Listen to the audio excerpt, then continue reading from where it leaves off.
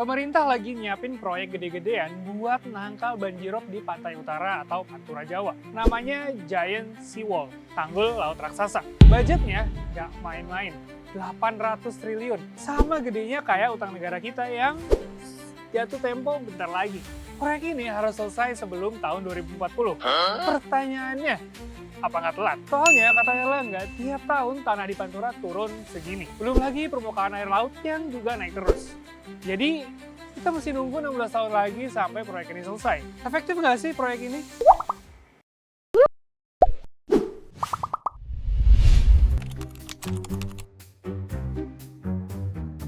Oke, mega proyek ini emang pro kontra banget. Coba pelajarin dulu dampak dari proyek tembok laut ini. Pantura sekarang udah sesek banget. Ada segini banyak kawasan penggerak ekonomi yang bakal keganggu kalau muka tanah di sana terus turun. Pegiat lingkungan memprediksi tanggul ini bikin kegiatan bisnis dan pembangunan jadi tambah numpuk. Ini mah bukannya nyelamatin, tapi malah nenggelapin Pantura nggak sih? Yang amit-amit, jangan sampai kejadian maksud gua.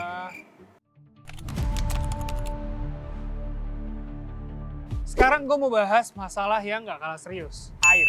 Butuh air dalam jumlah besar buat ngebangun Giant Seawall. Padahal Pantura sendiri udah krisis air. Buat kebutuhan sehari-hari aja udah susah. Kenapa ini jadi masalah? Karena selama ini industri-industri di Pantura masih bergantung sama air tanah. Nah, kalau nanti ditambah sama mega, giga proyek ini, kebutuhan air bakal makin banyak. Kalau air tanah terus-terusan diambil, tanahnya ya bakal makin cepat turun. Dan kalau turun, air laut justru makin gampang masuk ke daratan. Terus, nasib kampung nelayan juga harus diperhatiin. Soalnya pembangunan tanggul ini bakal ngubah arus laut. Dan kalau arus laut berubah, kampung nelayan yang posisinya di pinggiran justru bakal lebih gampang kena abrasi. Ya, ini tuh 11-12 sama kejadian-kejadian di proyek-proyek reklamasi. Ada area yang diselamatin, tapi area lain juga jadi korban. Contohnya, dari proyek reklamasi Teluk Jakarta, butuh lebih dari 300 juta meter kubik pasir laut buat ngebangun reklamasi ini. Nah itu kan buat ngebangun di Jakarta doang. Gimana kalau sepanjang Pantura?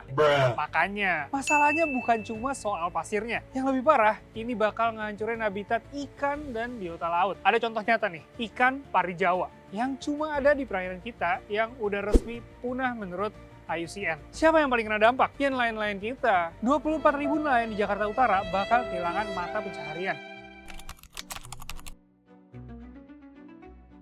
Belum lagi soal mangrove, superhero alami buat nangkal gelombang laut. Mangrove-mangrove yang udah tumbuh berpotensi dibabat abis buat bikin proyek ini. Ironis, padahal pemerintah kita lagi gencar ngejadiin Indonesia sebagai pusat mangrove dunia. Sekarang, pemerintahan di era Prabowo lagi fokus neliti lebih lanjut soal proyek ini. Termasuk baca-baca lagi dokumen FS yang udah ada. Menteri AHY bilang, fokus utama sekarang ada di pembangunan Giant Seawall di Pantura Jakarta sepanjang 21 km. Ya, sebelum kita ngabisin 800 triliun buat ngebangun proyek ambisius ini, penting buat kita paham kalau solusi buat masalah lingkungan nggak bisa disamaratain. Setiap wilayah punya karakteristik dan tantangan yang beda-beda. Perlu ada langkah konkret yang nggak ngerugiin aspek lingkungan dan sosial buat masalah ini semua. Dah, segitu aja dari gua. Bye-bye. Bang, ikut bang, jangan tinggal. Kamera gua.